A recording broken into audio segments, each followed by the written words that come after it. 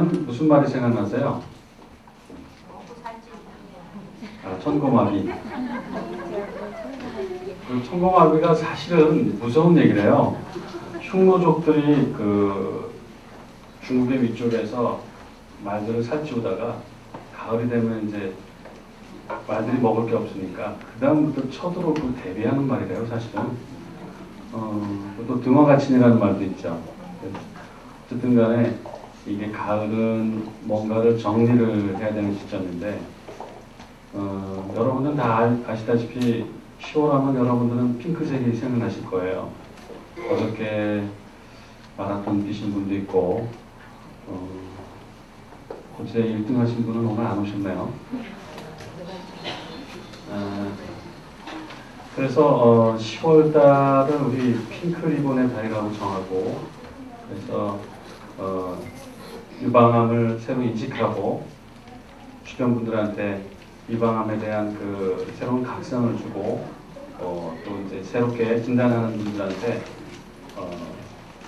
용기를 줄 수 있는 그런 달로 지정해서 하고 있죠. 그래서 여기 있는 화면은 외국 글씨니까 뭐 좀 정신 없으시겠지만 유방암을 자가 진단하는데 어떻게 해야 되는지 그런 그림이죠.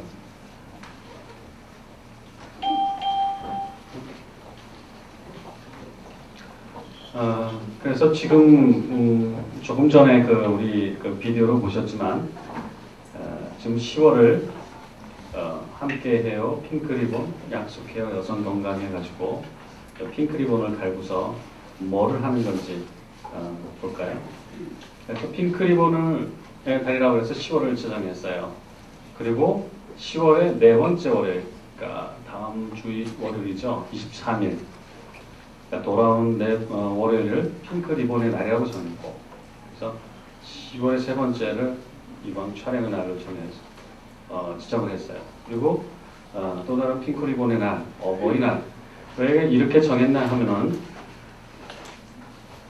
핑크리본 캠페인은 사실은 어떤 미국의 화장품 유명한 회사 에스테로더 회장이 유방암이 걸리면서 나도 몰랐던 유방암인데 다른 사람들도 유방암을 좀 알고 지내야 되겠다.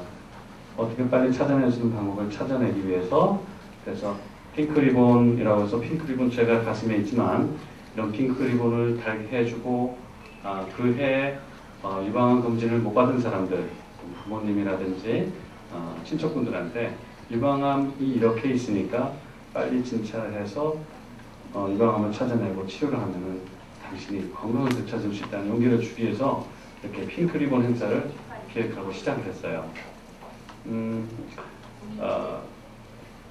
그런데 이제 우리가 암이 발생을 하지만 암이 어느 정도 발생하는지 여러분은 사실은 잘 모르실 건데 조금 이따 표를 한번 내용을 보여주겠지만 유방암이 우리나라에서 지금은 여성한테 가장 많은 암이 되었어요. 근데 예전만 해더라도 남성에게서도 각 나라마다 이렇게 암이 잘 발생하는 차이가 좀 다르죠. 특히 이제 여성에 있어서도 보면은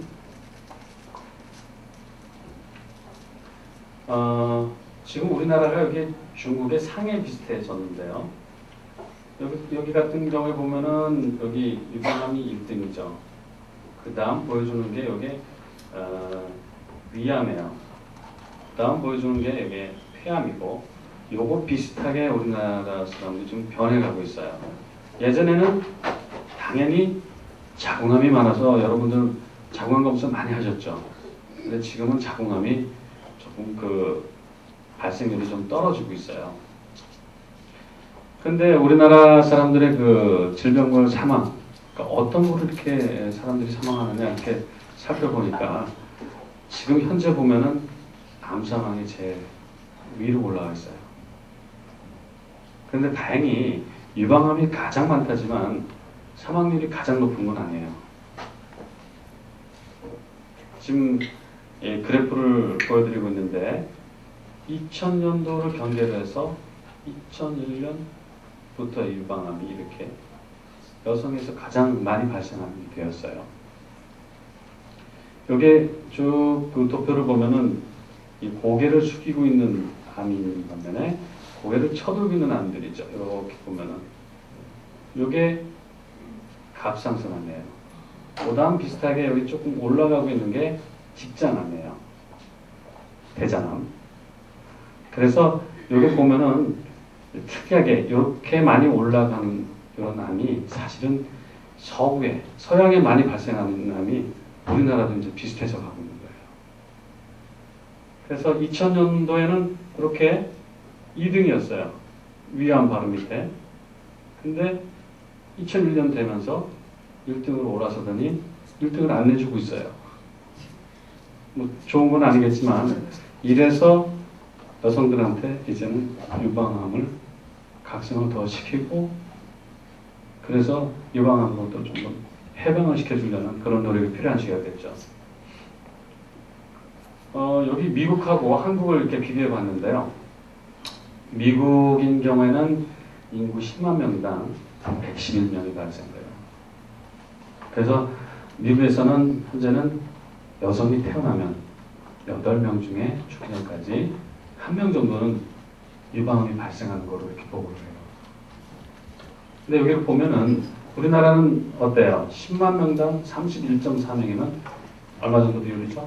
4배 정도죠. 그러면 계산을 해보면은 32명이죠. 약 30명 중에 우리나라도 이제는 1명이 발생할 정도가 된 거예요. 그러면 60년대, 5, 60년대 그 콩나물 시루에서 6, 70명이 공부했던 친구들 중에 한두 명은 지금 다 유방암이 있을 거예요. 아마 그렇게 동감하실지 모르겠는데 지금은 그런 정도 비율이 됐어요. 그런데 서양하고 그런 차이점이 미국하고 차이점이 있는데 특징적인 또 차이점이 있어요. 미국에서는 나이가 들수록 유방암의 발생이 올라가요. 이게 나이거든요. 근데 한국은 그렇지가 않아요. 40대 후반이 가장 많이 발생해요. 여기 계신 분들이 아마 대개 그런 연령이에요. 50천. 그렇죠?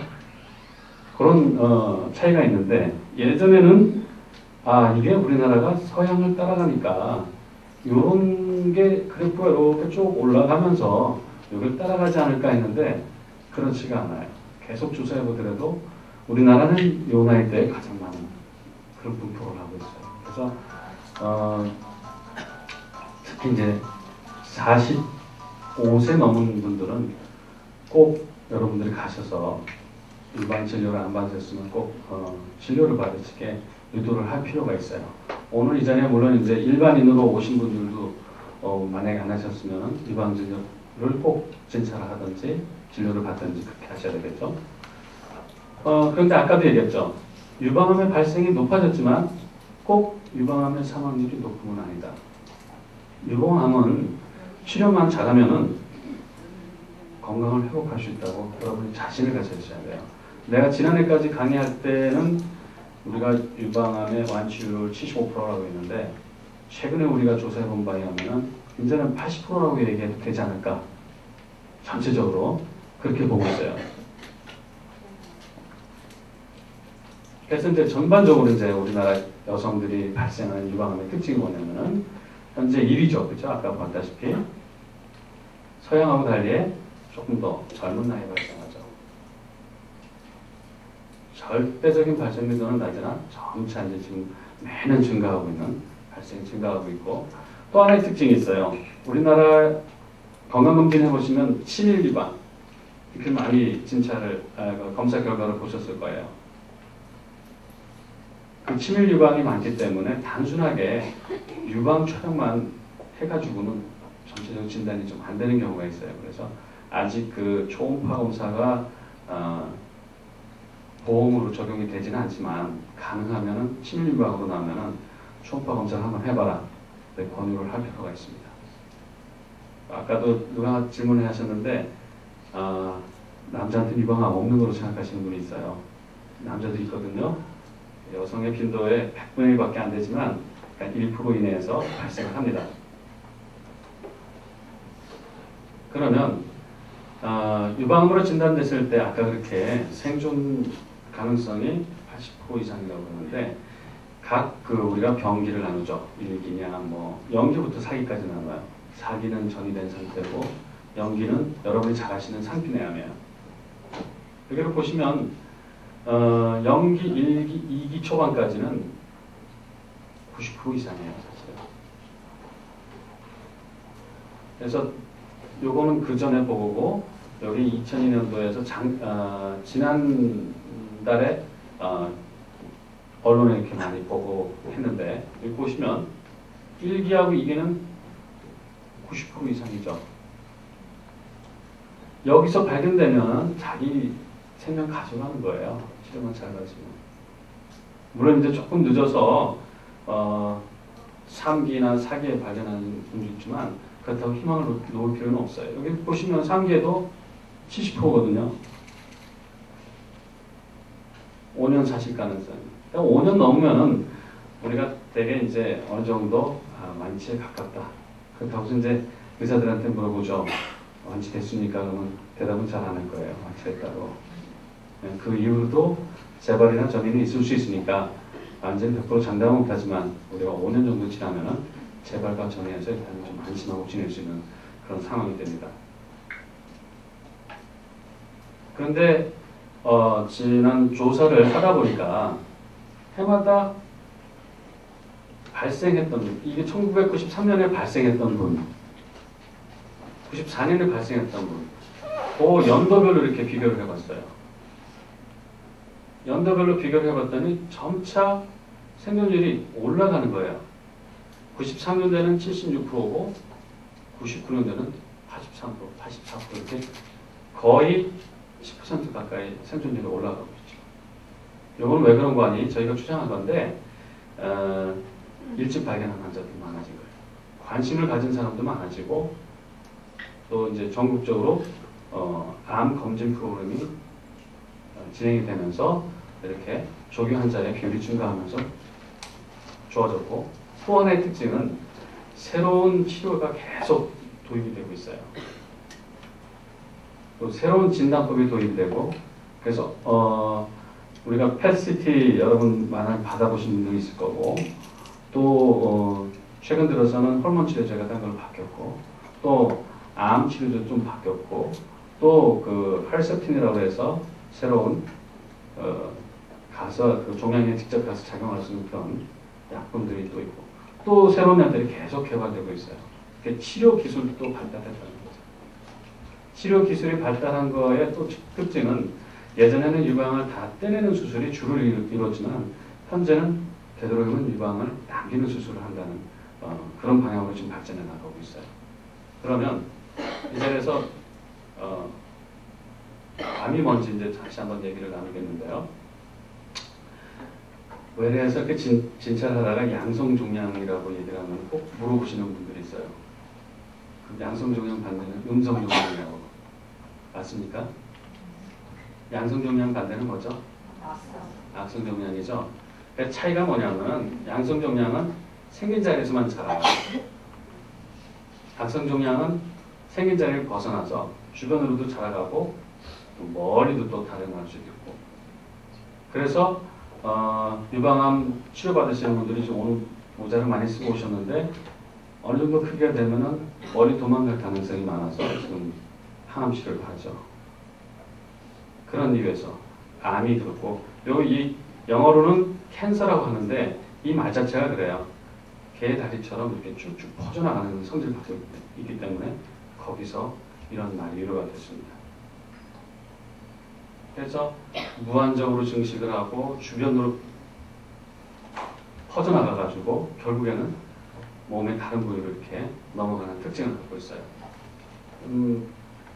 암 전체를 봤고 그럼 유방에서는 어떤지 한번 보겠습니다. 유방 이렇게 형태가 되어 있습니다. 유방이라는 게 사실은 이세를 만들고 이세가 커나갈 수 있게 그런 젖을 만들어서 먹일 수 있는 그런 기관이죠. 조울하고 있는 건 사실은 아니죠. 그러고 그 젖을 만드는 주변으로 이렇게 지방이라든지 주변에 이렇게 지지하는 구조, 혈관, 신경, 림프 구조가 되어 있어요. 림프 구조가 여러분 그 다음에 치료하는 과정에 있어서 더 중요한 것을 차지합니다. 보면은 애과부라고 되는데 이게 겨드랑이에요. 말이 좀 어렵지만 겨드랑이에 이렇게 림프관을 따라서 림프절에 가서 그래서 전신으로 퍼져나갈 수 있는 그런 게 있습니다. 그럼 유방암이라는 거는 실제적으로 젖을 만드는 길, 젖을 만드는 그런 그 세포들이 모이는 데가 엽이라고 해요. 그리고 나오는 길, 유관이라고 해서 그 자리에 생긴 걸 대부분 유방암이죠. 그리고 관상암이라는 게 그래서 제일 많아요. 그 다음 생긴 엽상암인데 어쨌든 이렇게 해서 유방암이 있고 유방암에 이제 여기 비치면성 유방암, 요거는 영기 유방암입니다. 그래서 이렇게 정상에서부터 이렇게 퍼져나가는 모습을 보이는데 나중에 진행되면 이게 전이가 됐다는 걸 의미합니다. 그러면 누구나 다 유방암이 생기는 건 아니죠. 어떤 사람들이 유방암 생길 가능성이 많은지 조금 살펴보고 지나가겠습니다.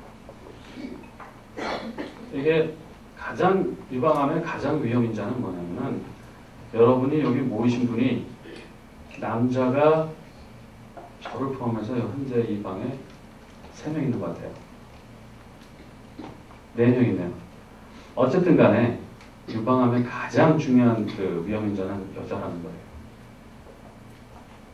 남자는 아까 봤다시피 여성의 암 환자의 100분의 1밖에 안 돼요. 1% 이내. 여기 써있죠? 여성 30세 이상. 어느 정도 여성으로서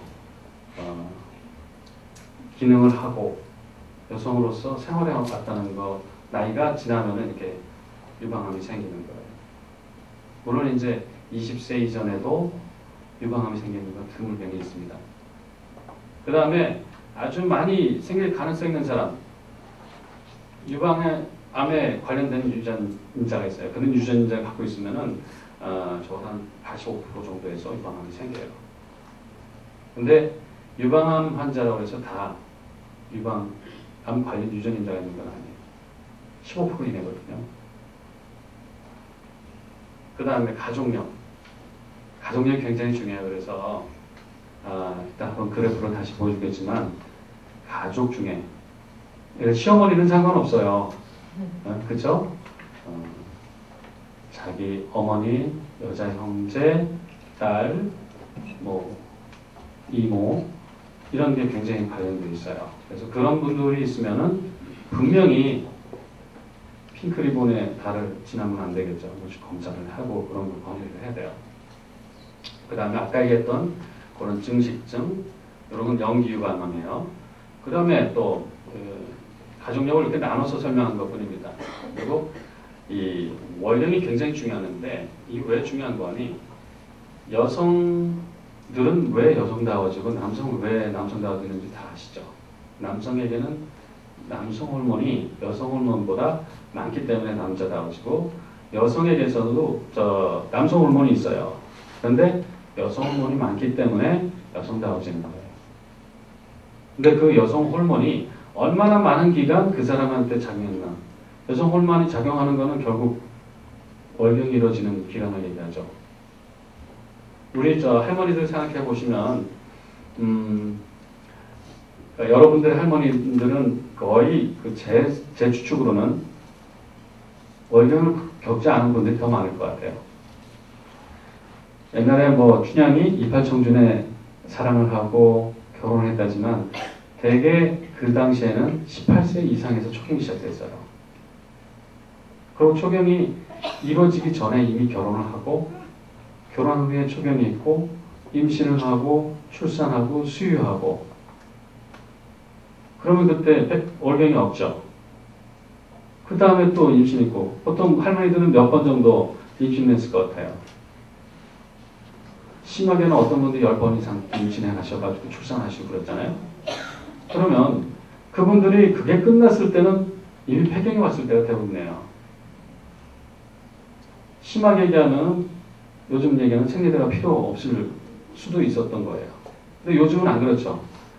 생리가 없는 기간이 훨씬 적죠. 자기 일생을 살아가면서. 그만큼 여성 호르몬에 노출되는 기간이 많아진 거예요. 그러면서 지금 유방암의 발생이 점점 증가하고 있는 겁니다. 그 다음에 그런 마찬가지 얘기죠. 임신력이 없는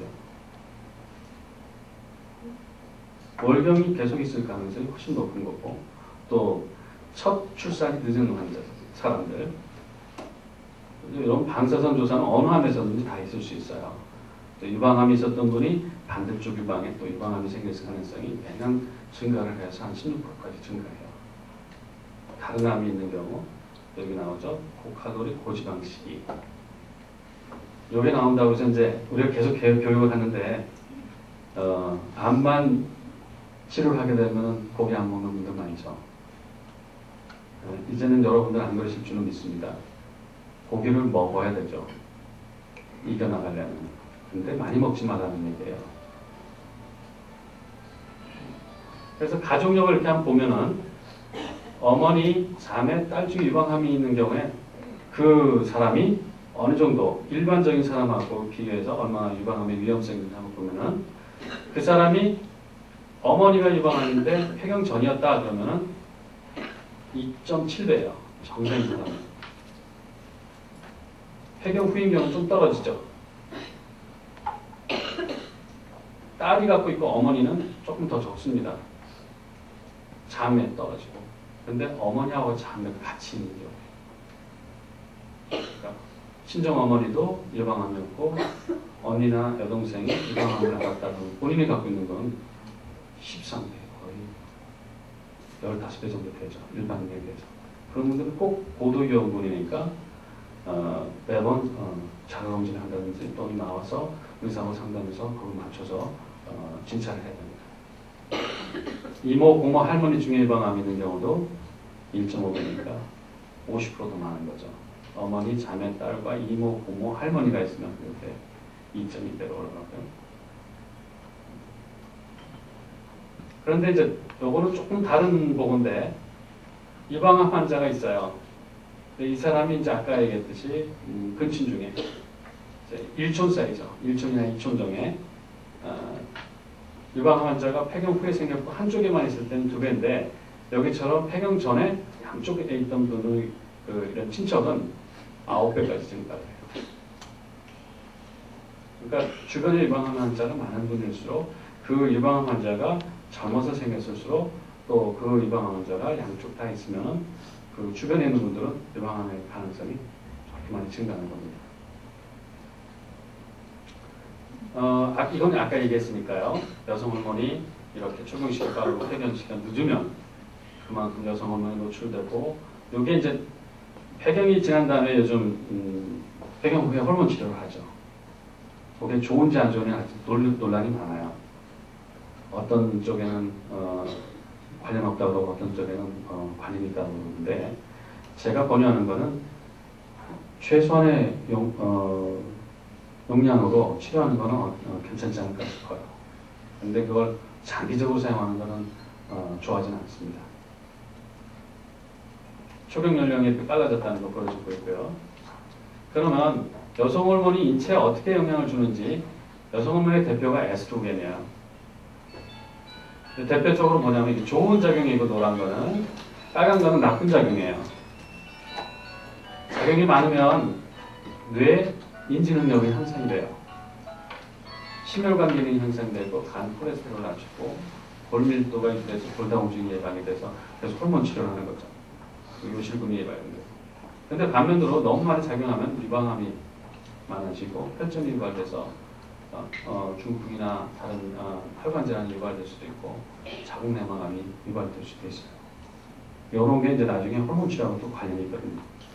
그래서 여성 호르몬이 너무 많이 오래 사용되면 이렇게 유방암이 유발된다. 그런 걸 알고 계시면 돼요. 요거는 아까 얘기했던 그런 그 생리하고 여성 호르몬이 관련되는 걸 보여주는 거예요. 근데 여기서 보면은 1인 거는 일반인하고 똑같은 거예요. 1보다 낮은 게 하나 있죠. 뭐가 있습니까? 0.8인 게 있죠. 20세 전에 초다이를 나오면 돼요. 가능성이 떨어져요. 지금 가능하십니까? 그 다음에 이제 먹는 거하고도 관련이 있다고 그랬죠. 아까 고지방, 고칼로리 식이를 좋아하는 데는 많이 생겨요.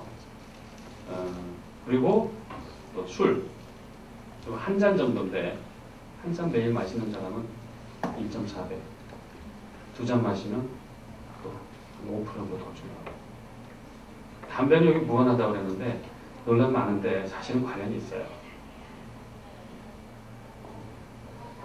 일례도 환자분 중에 그런 분이 있었는데 계속 흡연을 하신 분이 있는데 조금 안 좋아졌던 그런 경우가 있었습니다.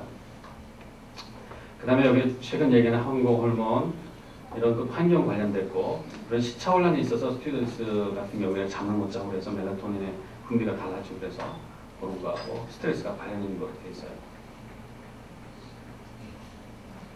그 다음에 이제 이거는 각 위험도를 또 살펴보는 건데 여러분 아까 얘기했던 거 다시 보여주는 거니까 그냥 잠깐들 보시고 넘어가겠습니다.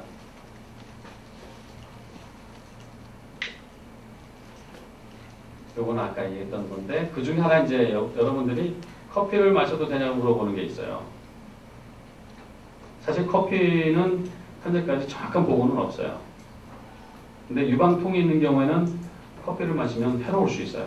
근데 커피를 많이 마신다고 해서 유방암이 많이 발생된다. 아직까지 보고가 없습니다. 왜냐하면은 그 커피에도 여러 성분이 있는데 커피 있는 성분 중에 하나는 여러분들이 많이 들어보셨던 활성산소를 낮춰주는 그런 효과를 갖는 것도 있어요. 그래서 유방암하고는 관련 없는데 유방통이 있는 경우에는 커피를 드시는 건 좋지가 않습니다.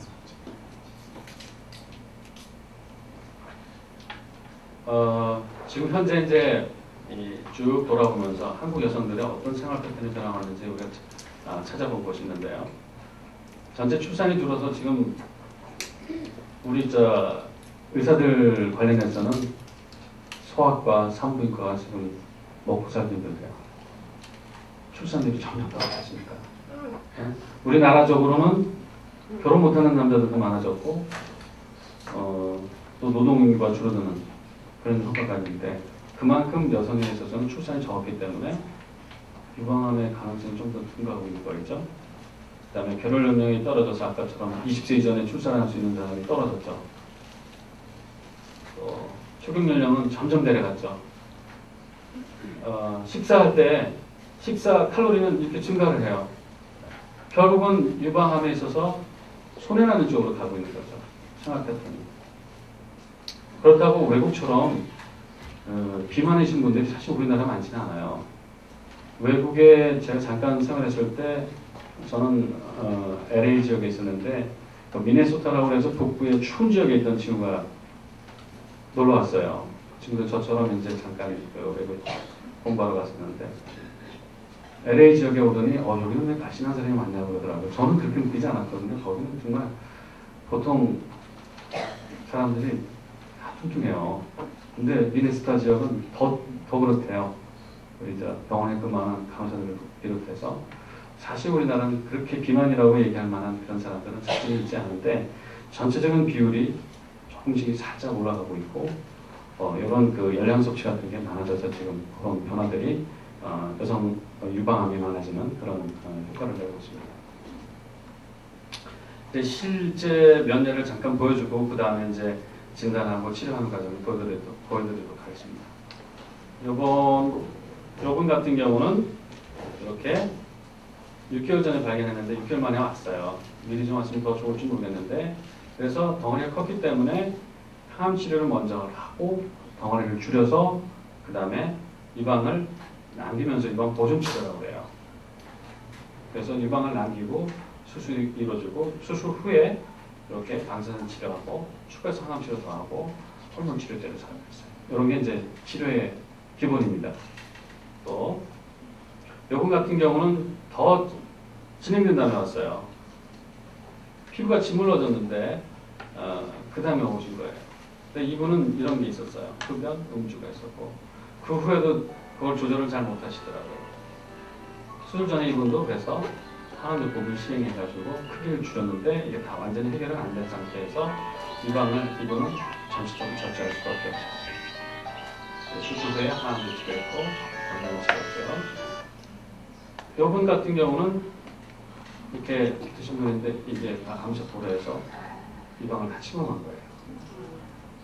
이분 같은 경우는 시골에 계셨던 분인데 치료를 거부해서 더 이상 치료를 못했습니다. 이게 보시면 많이 진행이 되면 여기 이렇게 점점점점 이게 빨갛게 보이시는 게 있을 거예요. 이것도 암세포들이 퍼져나가는 거예요. 이분 같은 경우는 또 이분도 거의 이제 여기 유두 모양이 좀 남아있긴 하지만 여기 아마 방사선 치료 중에 찍었던 걸 거예요. 이분도 다 암세포가 이렇게 들어와서 유방을 다 차지하고 있는 그런 모습입니다. 이런 분들은 그만큼 결과가 안 좋을 수밖에 없어요. 그런데 요분 같이 크기가 작게 해서 일찍 오신 분 같은 경우는 뭐 다른 항암 치료도 안 하고 바로 유방 부분 절제술을 먼저 시행할 수 있는 그런 치료의 기회가 있고 그 다음에 그만큼 결과가 더 좋고 그렇습니다. 그러면 진단을 들어가기 전에 이렇게 왜 진단이 중요하냐 읽어보시면 전신전에 앞서 일정 기간 북지성 그 자리에 있는데 좀 커지고 그러면 전진으로 갈 수 있는 가능성이 높아지는 거예요. 그래서 확진까지의 시간이 중요한데 일찍 발견할수록 국소암으로 남아있어서 국소적인 치료만 하면 되는 거예요. 1cm 이하고 그러면요. 임파절 전이와 무관하게 1cm 이하 유방암 경우는 12년 생존율이 99%예요. 99%는 100%에 가까운 거예요.